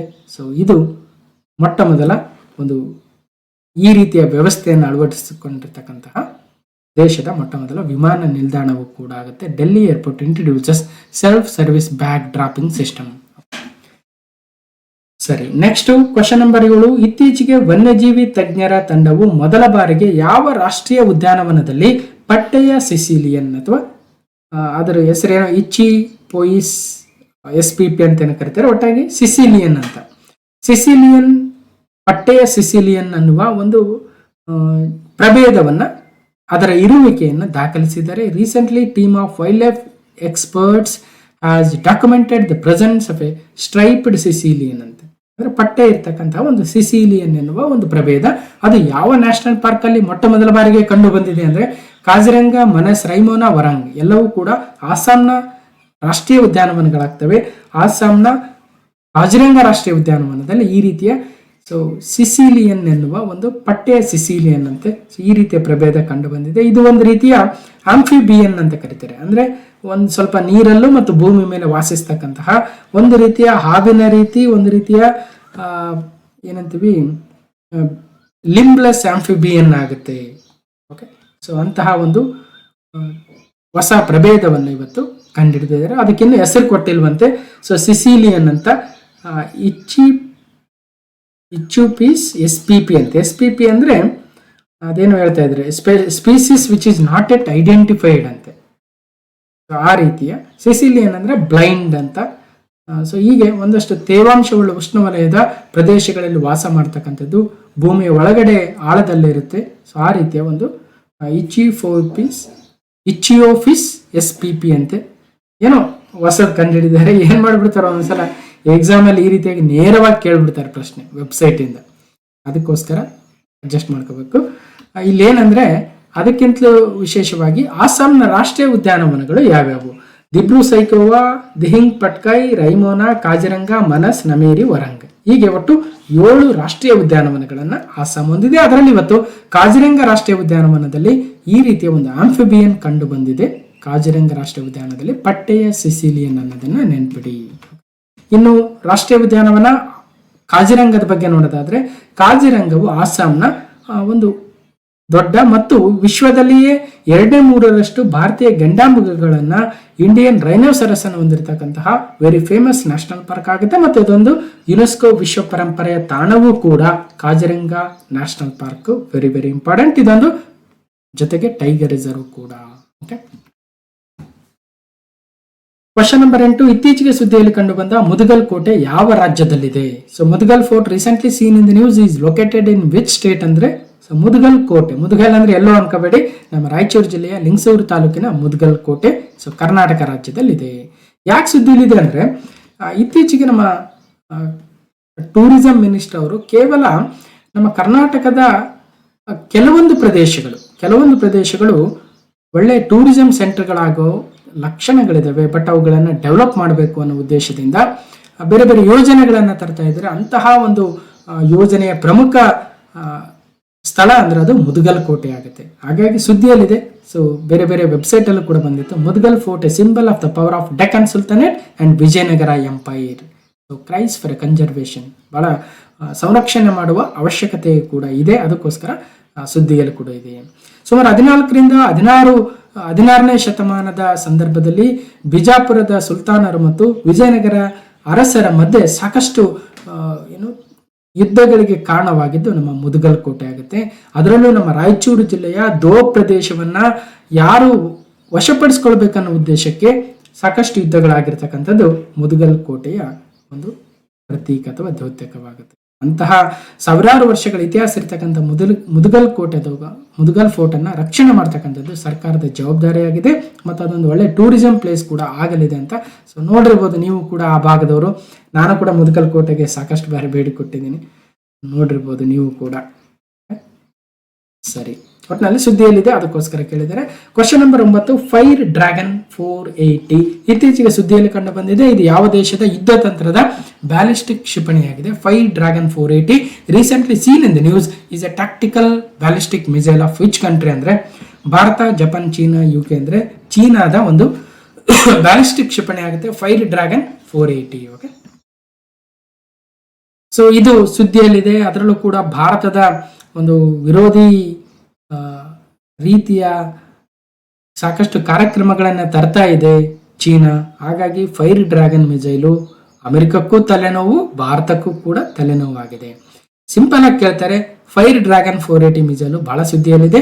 ಇದು ಯಾವ ದೇಶದ ಅಂದ್ರೆ ಚೀನಾ ದೇಶದ್ದು. ಇದನ್ನ ನಾರಿಂಕೋ ಗ್ರೂಪ್ ಎನ್ನುವ ಒಂದು ಸಂಸ್ಥೆ ಈ ಒಂದು ಯುದ್ಧ ತಂತ್ರದ ಬ್ಯಾಲಿಸ್ಟಿಕ್ ಕ್ಷಿಪಣಿಯನ್ನ ತಯಾರು ಮಾಡಿದೆ.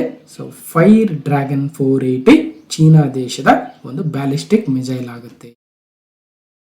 ಸೊ ಚೀನಾ ದೇಶದ ಮತ್ತಷ್ಟು ಡೀಟೇಲ್ಸ್. ಬೀಜಿಂಗ್ ಕ್ಯಾಪಿಟಲ್ ಆದ್ರೆ ಶಾಂಘೈ ಅತಿ ದೊಡ್ಡ ನಗರವಾಗುತ್ತೆ. ಕ್ಸಿ ಜಿನ್ಪಿಂಗ್ ಅಲ್ಲಿನ ಅಧ್ಯಕ್ಷರಾಗಿದ್ದಾರೆ, ಗಮನಿಸಬೇಕು. ಕ್ವಶನ್ ನಂಬರ್ 10, ಗುಜರಾತ್ನಲ್ಲಿ ಉದ್ಘಾಟನೆಗೊಂಡ ಭಾರತದ ಮೊದಲ ಭಾರತ ಒಲಿಂಪಿಕ್ ಅಧ್ಯಯನ ಸಂಶೋಧನಾ ಕೇಂದ್ರ, India's first Indian Olympic studies and research centre ಎಲ್ಲಿ ಓಪನ್ ಆಯ್ತು ಅಂತ ಕೇಳ್ತಾರೆ? ಗುಜರಾತ್ ಅಲ್ಲಿ. ಗುಜರಾತ್ನಲ್ಲಿ ಉದ್ಘಾಟನೆಗೊಂಡ ಭಾರತದ ಮೊದಲ ಭಾರತ ಒಲಿಂಪಿಕ್ ಅಧ್ಯಯನ ಮತ್ತು ಸಂಶೋಧನಾ ಕೇಂದ್ರ ಗುಜರಾತ್ನ ಗಾಂಧಿನಗರ ಜಿಲ್ಲೆಯ ರಾಷ್ಟ್ರೀಯ ರಕ್ಷಾ ವಿಶ್ವವಿದ್ಯಾಲಯದಲ್ಲಿ ಭಾರತದ ಕ್ರೀಡಾ ಪರಿಸರ ವ್ಯವಸ್ಥೆಯನ್ನು ಉತ್ತೇಜಿಸಲು ಭಾರತದ ಮೊದಲ centre of Olympic research and education ಅನ್ನ ಉದ್ಘಾಟಿಸಲಾಗಿದೆ. ಗುಜರಾತ್ನಲ್ಲಿ centre of Olympic research and education ಗುಜರಾತ್ನ ರಕ್ಷಾ ಯೂನಿವರ್ಸಿಟಿ ಕ್ಯಾಂಪಸ್ ಅಲ್ಲಿ ತಂದಿದ್ದಾರೆ ಅನ್ನೋದನ್ನ ಗಮನಿಸಬೇಕು.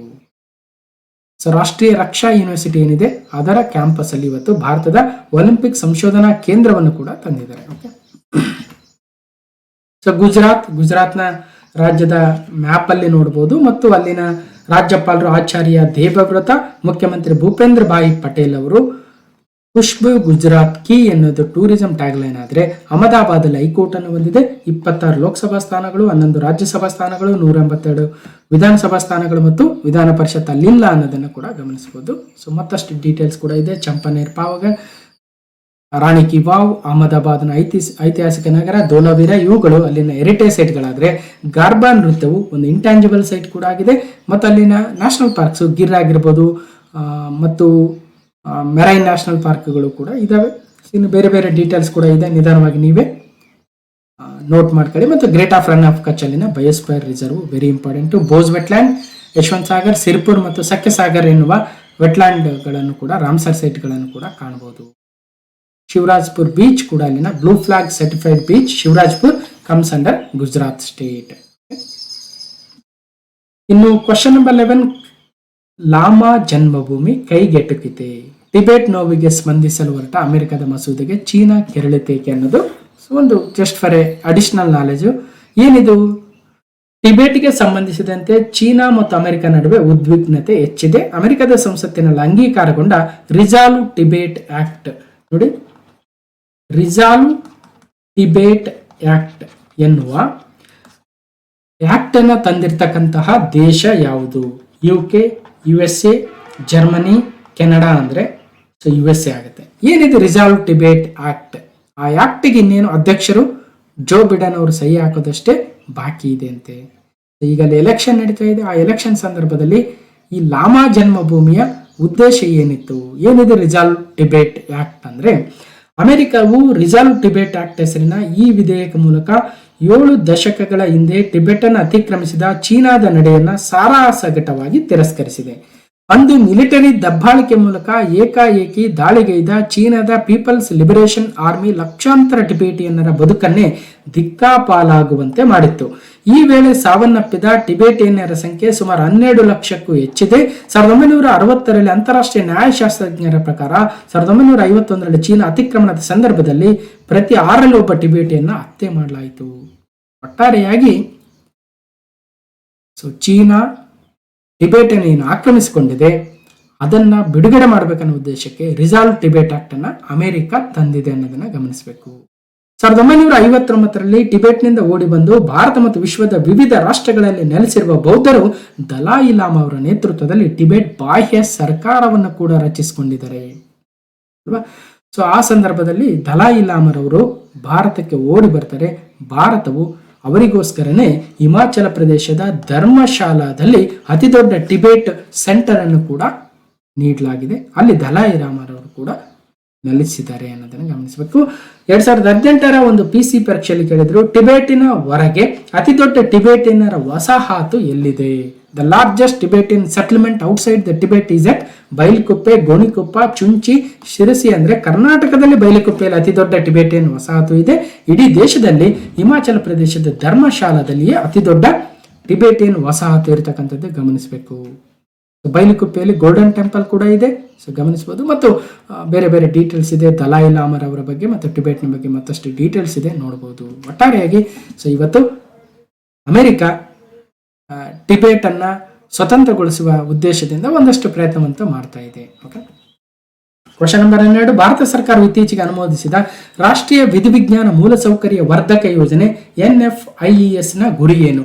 What is the aim of National Forensic Infrastructure Enhancement Scheme recently approved by the Government of India? ಒಂದು ಗಮನಿಸಬಹುದು, ಇವತ್ತು ಭಾರತದಲ್ಲಿ 3 ಹೊಸ ಕಾನೂನುಗಳ ಜಾರಿಯಾಗಿದೆ ಜುಲೈ 2024 ಜುಲೈ 1ರಿಂದ. ಆ ಹೊಸ ಕಾನೂನುಗಳಲ್ಲಿ ಹಳೆ ಬ್ರಿಟಿಷ್ ಕಾಲದ ಕಾನೂನುಗಳನ್ನೇನು ತೆಗೆದುಹಾಕಿದರೆ ಮತ್ತು ಡಿಜಿಟೈಸೇಷನ್ಗೆ ಹೆಚ್ಚಿನ ಒತ್ತನ್ನು ಕೊಟ್ಟಿದ್ದಾರೆ. ಡಿಜಿಟೈಸೇಷನ್ ಯಾಕಂದ್ರೆ ಮಾಡರ್ನ್ ಯುಗ ಇದೆ. ಈ ಮಾಡರ್ನ್ ಯುಗಕ್ಕೆ ತಕ್ಕಂತೆ ಫೋರೆನ್ಸಿಕ್ ಇನ್ಫ್ರಾಸ್ಟ್ರಕ್ಚರು ವಿಧಿವಿಜ್ಞಾನ ಪ್ರಯೋಗಾಲಯಗಳ ಅವಶ್ಯಕತೆ ಕೂಡ ಇದೆ.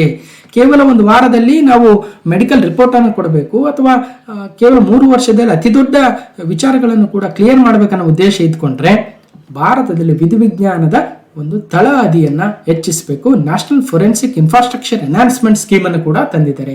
ಇದರ ಉದ್ದೇಶ ಏನು, ಗುರಿ ಏನಂದ್ರೆ to strengthen the criminal forensic infrastructure. ಅಂದ್ರೆ ಈ ವಿಧಿವಿಜ್ಞಾನ ರಿಲೇಟೆಡ್ ಆಗಿರ್ತಕ್ಕಂತಹ ಇನ್ಫ್ರಾಸ್ಟ್ರಕ್ಚರ್ ಅನ್ನ ಮೂಲಭೂತ ಸೌಕರ್ಯಗಳನ್ನು ಬಲಪಡಿಸುವ ಉದ್ದೇಶದಿಂದ ಇವತ್ತು ಕೇಂದ್ರ ಸರ್ಕಾರ NFIES ಅನ್ನು ತಂದಿದೆ. National forensic infrastructure enhancement scheme, ರಾಷ್ಟ್ರೀಯ ವಿಧಿವಿಜ್ಞಾನ ಮೂಲಸೌಕರ್ಯ ವರ್ಧಕ ಯೋಜನೆ. Cabinet approves national forensic infrastructure enhancement scheme NFIES ಅನ್ನ 2754 ಕೋಟಿ ರೂಪಾಯಿಗಳ ಮಹತ್ವದ ಯೋಜನೆಯೂ ಕೂಡ ಆಗುತ್ತೆ. ಆ ಮೂಲಕ ನ್ಯಾಷನಲ್ ಫೋರೆನ್ಸಿಕ್ ಸೈನ್ಸಸ್ ಯೂನಿವರ್ಸಿಟಿ ಕ್ಯಾಂಪಸ್ಗಳನ್ನು ಎಸ್ಟಾಬ್ಲಿಷ್ ಮಾಡಬೇಕು ಮತ್ತು ಹೊಸ ಹೊಸ ಕ್ಯಾಂಪಸ್ಗಳನ್ನ ದೇಶದಾದ್ಯಂತ ವಿವಿಧ ಭಾಗಗಳಲ್ಲಿ ತರಬೇಕು. ಈಗ ನೋಡಿರ್ಬೋದು ನೀವು, ಯಾವುದೇ ಒಂದು ಫೋರೆನ್ಸಿಕ್ ಆಕ್ಟಿವಿಟಿ ಅಂದ್ರೆ ಅದು ಹೈದರಾಬಾದಿಗೆ ಕಳಿಸಿದೀವಿ, ಯಾವುದೋ ಒಂದು ವಿಧಿವಿಜ್ಞಾನ ಲ್ಯಾಬ್ಗೆ ಅಂತ ಹೇಳ್ತಿರ್ತಾರೆ. ಯಾಕೆ ಬೆಂಗಳೂರಲ್ಲಿ ಇಲ್ವಾ ಅಂತ ಲ್ಯಾಬ್ಸು ಅಲ್ವಾ? ಯಾಕೆ ಮೈಸೂರಲ್ಲಿ ಅಥವಾ ನಮ್ಮ ಕರ್ನಾಟಕದಲ್ಲಿ ಯಾಕೆ ತರಕ್ಕಾಗಲ್ಲ ಅಲ್ವಾ? Creation of central forensic sciences laboratories across the country, setting of new CFSLs nation wide, augment the forensic examination capabilities. ಅಂದ್ರೆ ಹೊಸ ಹೊಸ ಕಾನೂನುಗಳನ್ನ ತಂದಿದ್ರೆ ಮಾತ್ರವಲ್ಲ, ಅದಕ್ಕೆ ಬೇಕಾಗಿರ್ತಕ್ಕಂಥ ಮೂಲ ಸೌಕರ್ಯಗಳನ್ನು ಕೂಡ ತರಬೇಕು. ಮತ್ತು ಈಗ ಆಲ್ರೆಡಿ ಇರ್ತಕ್ಕಂತಹ national forensic sciences university Gujarat ಅಲ್ಲಿ ಏನಿದೆ ಅಲ್ವಾ, ಆ ಗುಜರಾತ್ ಅನ್ನ ಮೇನ್ ಕ್ಯಾಂಪಸ್ ಇದೆ, ಡೆಲ್ಲಿಯಲ್ಲಿ ಸಬ್ ಕ್ಯಾಂಪಸ್ ಇದೆ, ಅವುಗಳನ್ನು ಕೂಡ ಇನ್ಫ್ರಾಸ್ಟ್ರಕ್ಚರ್ ಅನ್ನು ಅಪ್ಗ್ರೇಡ್ ಮಾಡ್ತೀವಿ ಅನ್ನೋ ಉದ್ದೇಶಕ್ಕೆ 2754 ಕೋಟಿ ರೂಪಾಯಿಗಳ national forensic infrastructure enhancement scheme NFIES ಅನ್ನ ತಂದಿದೆ. 2024ರಿಂದ 2028-29 ಸಾಕಷ್ಟು ವ್ಯವಸ್ಥೆಗಳನ್ನು ಮಾಡಬೇಕನ್ನೋ ಉದ್ದೇಶದಿಂದ ಕೇಂದ್ರದ ಕ್ಯಾಬಿನೆಟ್ ಜಾರಿಗೊಳಿಸ್ತಾ ಇದೆ. ಅದರಲ್ಲೂ ಕೂಡ ಜುಲೈ 1, 2024ರಿಂದ ಜಾರಿಗೆ ಬಂದಿರತಕ್ಕಂತಹ ಹೊಸ ಕ್ರಿಮಿನಲ್ ಕಾನೂನುಗಳನ್ನು ಈ ಒಂದು ಬೆಂಬಲವನ್ನ ಕೊಡುತ್ತೆ. ತೀವ್ರವಾದ ಅಪರಾಧಗಳಿಗೆ ಕಡ್ಡಾಯದ ವಿಧಿವಿಜ್ಞಾನದ ತನಿಖೆಯ ಅಗತ್ಯವೂ ಕೂಡ ಇರುತ್ತೆ ಅನ್ನೋದನ್ನ ಗಮನಿಸಬಹುದು. ಸೊ ಇದನ್ನ ಫೆಬ್ರವರಿ 2024 ಪಾರ್ಟ್ 3 ಅಲ್ಲಿ ಮಾತಾಡಿದ್ವಿ. ರಾಷ್ಟ್ರೀಯ ನ್ಯಾಯ ವಿಜ್ಞಾನ ವಿಶ್ವವಿದ್ಯಾಲಯ NFSU ಅಥವಾ ನ್ಯಾಷನಲ್ ಫೋರೆನ್ಸಿಕ್ ಸೈನ್ಸಸ್ ಯೂನಿವರ್ಸಿಟಿಯ 44ನೇ ಅಖಿಲ ಭಾರತ ಅಪರಾಧ ಶಾಸ್ತ್ರ ಸಮ್ಮೇಳನ 44th all India criminology conference ನಡೆದಿದ್ದು ಗಾಂಧಿನಗರದಲ್ಲಿ ಅಂತ ಕೂಡ ಮಾತಾಡಿದ್ವಿ. ಯಾಕಂದ್ರೆ national forensic sciences university NFSU ಇರದೆ ಗುಜರಾತ್ನ ಗಾಂಧಿನಗರದಲ್ಲಿ ತನ್ನ ಪ್ರಧಾನ ಕಚೇರಿಯನ್ನು ಹೊಂದಿದೆ. ಜೊತೆಗೆ ನಮ್ಮ ಧಾರವಾಡದಲ್ಲೂ ಕೂಡ NFSUನ ಧಾರವಾಡ ಕ್ಯಾಂಪಸ್ ಇದೆ. ಹೀಗೆ ದೇಶದ ವಿವಿಧ ಭಾಗಗಳಲ್ಲೂ ಕೂಡ ತನ್ನ ಕಚೇರಿಗಳನ್ನು ಹೊಂದಿದೆ, ಕ್ಯಾಂಪಸ್ಗಳನ್ನು ಹೊಂದಿದೆ. ಜೊತೆಗೆ ಜುಲೈ 2024 ಪಾರ್ಟ್ 2ನ 13ನೇ ಪ್ರಶ್ನೆ, ಇತ್ತೀಚೆಗೆ ಯಾವ ಸಚಿವಾಲಯವು ಸ್ವಚ್ಛ ಭಾರತ್ ಮಿಷನ್ ಅರ್ಬನ್ 2.0 ಅಡಿಯಲ್ಲಿ ಸಫಾಯಿ ಅಪ್ನಾವೋ ಬಿಮಾರಿ ಭಗಾವೋ ಎನ್ನುವ ಉಪಕ್ರಮವನ್ನು ಆರಂಭಿಸಿದೆ? Recently, which ministry has launched the Safai Apnavo Bimari Bhagavo initiative under the Swachh Bharat Mission Urban 2.0? ಅಂದ್ರೆ ಈಗ ಕೆಲವೊಂದು ಕಡೆ ಡೆಂಗ್ಯೂ ಕೇಸಸ್ ಹೆಚ್ಚಾಗ್ತಾ ಇದೆ ಅನ್ನೋದು ಗೊತ್ತಾಗ್ತಾ ಇದೆ. ಅದರಲ್ಲೂ ಮಳೆಗಾಲ ಬರ್ತಾ ಇದೆ. ಮಳೆಗಾಲದ ಸಂದರ್ಭದಲ್ಲಿ ಈ ರೀತಿಯ ಡೆಂಗ್ಯೂ ಕೇಸಸ್ ಆಗಿರ್ಬೋದು, ಮಲೇರಿಯಾ ಕೇಸಸ್ ಆಗಿರ್ಬೋದು, ಅಥವಾ ಒಟ್ಟಾರೆಯಾಗಿ ಸ್ವಚ್ಛತೆಯನ್ನು ಕಾಪಾಡಿಕೊಂಡ್ರೆ ಇವುಗಳನ್ನೆಲ್ಲ ಒಡೆದೋಡಿಸ್ಬೋದು ಅನ್ನೋ ಉದ್ದೇಶಕ್ಕೆ ಸಫಾಯಿ ಅಪ್ನಾವೋ ಬಿಮಾರಿ ಭಗಾವೋ ಎನ್ನುವ ಒಂದು ಅಭಿಯಾನವನ್ನ ಇನಿಷಿಯೇಟಿವ್ನ ಸ್ವಚ್ಛ ಭಾರತ್ ಮಿಷನ್ ಅರ್ಬನ್ 2.0 SBM 2.0 ಅಡಿಯಲ್ಲಿ ತರ್ತಾ ಇದ್ದಾರೆ. ಹಾಗಾದ್ರೆ ಯಾವ ಮಿನಿಸ್ಟ್ರಿ ಅಂದ್ರೆ ministry of housing and urban affairs. SBMU ಅಂದ್ರೆ Swachh Bharat mission urban 2.0 launches Safai Apnao Bimari Bhagao initiative to combat the monsoon related health risks. ಅಂದ್ರೆ ಈಗ ಮಳೆಗಾಲ ಆರಂಭ ಆಗಿರೋದ್ರಿಂದ ಸಾಕಷ್ಟು ಈ ಸೊಳ್ಳೆಗಳಿಂದ ಹರಡ್ತಕ್ಕಂಥ ರೋಗಗಳನ್ನ ನಾವು ಈಗ ಕಾಣ್ತೀವಿ. ಆದ್ರಿಂದ ನಮ್ಮ ಸುತ್ತಮುತ್ತಲ ಪ್ರದೇಶಗಳನ್ನು ಸ್ವಚ್ಛವಾಗಿರಿಸಿಕೊಳ್ಳೋದು ನಿಮ್ಮೆಲ್ಲರ ಜವಾಬ್ದಾರಿಯೂ ಕೂಡ. ಸರ್ಕಾರವೂ ಕೂಡ ಅದರ ಒಂದು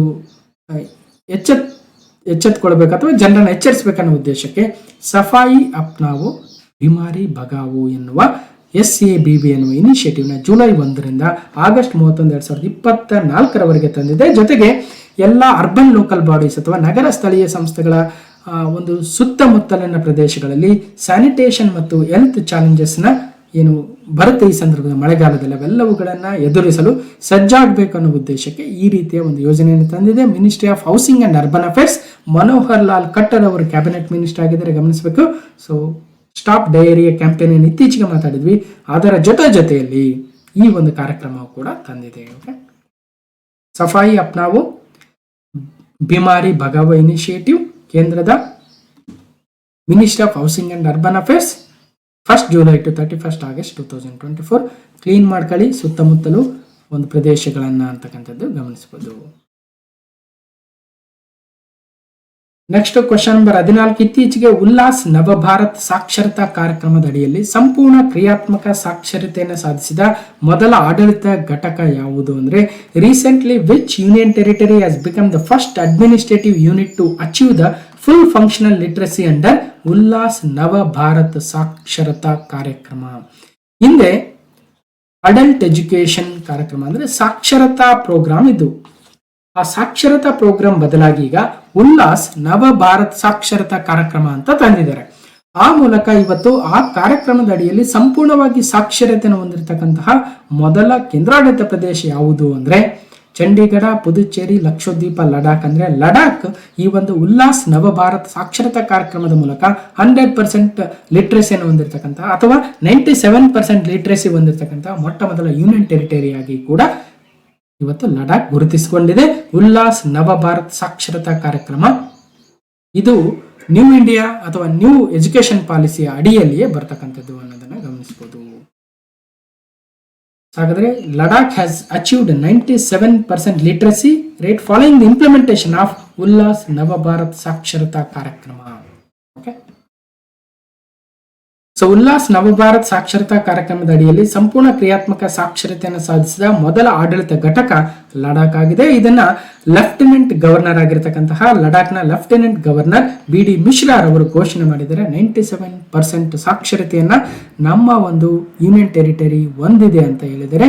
ಸೊ ಹಾಗಾದ್ರೆ ಲಡಾಖ್ ಭಾರತದ ಅತಿ ದೊಡ್ಡ ಕೇಂದ್ರಾಡಳಿತ ಪ್ರದೇಶವಾಗಿದೆ. ಲಡಾಖ್ ಅದರ ರಾಜಧಾನಿ ಲೇಹ್ ಆದ್ರೆ ಲಡಾಖ್ನ lieutenant governor BD Mishra the guest is equivalent to god tourism tagline of the Ladakh. Jammu ಕಾಶ್ಮೀರದಲ್ಲಿ ತನ್ನ ಪ್ರಧಾನ ಹೈಕೋರ್ಟ್ ಅನ್ನು ಕೂಡ ಹೊಂದಿದೆ. 2 ಜಿಲ್ಲೆಗಳು ಕೂಡ ಇದಾವೆ. ಇನ್ನು ಕೋಲ್ಡ್ ಡೆಸರ್ಟ್ ಅಲ್ಲಿನ ಹೆರಿಟೇಜ್ ಸೈಟ್ ಆಗುತ್ತೆ ಮತ್ತು ಬುದ್ಧಿಸ್ಟ್ ಚಾಂಟಿಂಗ್ ಏನಿದೆ ಅಲ್ವಾ ಇಂಟ್ಯಾಂಜಿಬಲ್ ಸೈಟ್ ಆಗುತ್ತೆ. ಎಮಿಸ್ ನ್ಯಾಷನಲ್ ಪಾರ್ಕ್ ಬರೋದು ಲಡಾಖ್ ಅಲ್ಲಿ ಅನ್ನೋದನ್ನ ಗಮನಿಸಬಹುದು. ಇನ್ನು ಸೋಕರ್ ಮತ್ತು ಸುಮೋರಿರಿ ಎನ್ನುವ ರಾಮ್ಸರ್ ಸೈಟ್ಗಳನ್ನು ಕೂಡ ಲಡಾಖ್ ಹೊಂದಿದೆ. ಎಮಿಸ್ ಹಬ್ಬ ಕೂಡ ಎಮಿಸ್ ಫೆಸ್ಟಿವಲ್ ಲಡಾಖ್ನ ಪ್ರಮುಖ ಫೆಸ್ಟಿವಲ್ ಕೂಡ ಆಗುತ್ತೆ. ಇನ್ನು ಜುಲೈ 2024 ಪಾರ್ಟ್ 2 ಕೊನೆಯ ಪ್ರಶ್ನೆ ಕ್ವಶನ್ ನಂಬರ್ 15. ಇತ್ತೀಚೆಗೆ ಯಾವ ದೇಶವು ಅಂತಾರಾಷ್ಟ್ರೀಯ ಸೌರ ಒಕ್ಕೂಟಕ್ಕೆ ಸೇರಲು 100ನೇ ಪೂರ್ಣ ಸದಸ್ಯತ್ವವನ್ನು ಪಡೆದಿದೆ? Recently which country has become 100th full member of international solar alliance ISA. ISA ಅಂದ್ರೆ ಇಂಟರ್ನ್ಯಾಷನಲ್ ಸೋಲಾರ್ ಅಲಯನ್ಸ್ ಆಗುತ್ತೆ. 2015 ಸಂದರ್ಭದಲ್ಲಿ ಇರಬೇಕು. COP 21 ಪ್ಯಾರಿಸ್ ಅಲ್ಲಿ ನಡೆಯುತ್ತೆ, ಫ್ರಾನ್ಸ್ ನ ಪ್ಯಾರಿಸ್ ಅಲ್ಲಿ. ಆ ಸಂದರ್ಭದಲ್ಲಿ ಭಾರತ ಮತ್ತು ಫ್ರಾನ್ಸ್ ಜೊತೆಗೂಡಿ ಈ ಒಂದು ಇಂಟರ್ನ್ಯಾಷನಲ್ ಸೋಲಾರ್ ಅಲಯನ್ಸ್ ಅನ್ನ ತರ್ತಾರೆ. ಇದರ ಉದ್ದೇಶ ಏನಾಗಿತ್ತು ಅಂದ್ರೆ ಹೆಚ್ಚಿನ ಸೌರ ವಿದ್ಯುತ್ತನ್ನು ಉತ್ಪಾದಿಸತಕ್ಕಂಥ ದೇಶಗಳು ಕಡಿಮೆ ಸೌರ ವಿದ್ಯುತ್ತಿನ ಲಭ್ಯತೆ ಅಥವಾ ಅವೈಲಬಿಲಿಟಿ ಇರ್ತಕ್ಕಂಥ ದೇಶಗಳಿಗೆ ಸೌರ ವಿದ್ಯುತ್ತನ್ನು ಮಾರಾಟ ಮಾಡುವ ಆ ಮೂಲಕ ಒಟ್ಟಾರೆಯಾಗಿ ಪ್ರಪಂಚದಲ್ಲಿ ವಿದ್ಯುತ್ ಕೊರತೆಯನ್ನು ನೀಗಿಸುವ ಉದ್ದೇಶದಿಂದ ಇಂಟರ್ನ್ಯಾಷನಲ್ ಸೋಲಾರ್ ಅಲಯನ್ಸ್ ಅನ್ನು 2015ರಲ್ಲಿ ಭಾರತದ ನೇತೃತ್ವದಲ್ಲಿ ತರಲಾಗಿತ್ತು. ಫ್ರಾನ್ಸ್ನ ಜೊತೆಗೂಡಿ ಈಗ ಅದಕ್ಕೆ 100ನೇ ದೇಶ ಸೇರ್ಪಡೆಗೊಂಡಂತಾಗಿದೆ. ಅದು ದೇಶ ಯಾವುದು ಅಂದ್ರೆ ಪರಗ್ವೆ, ಚೀನಾ, ದಕ್ಷಿಣ ಆಫ್ರಿಕಾ, ಬ್ರೆಜಿಲ್ ಅಂದ್ರೆ ಪರಗ್ವೆ ದೇಶವಾಗುತ್ತೆ.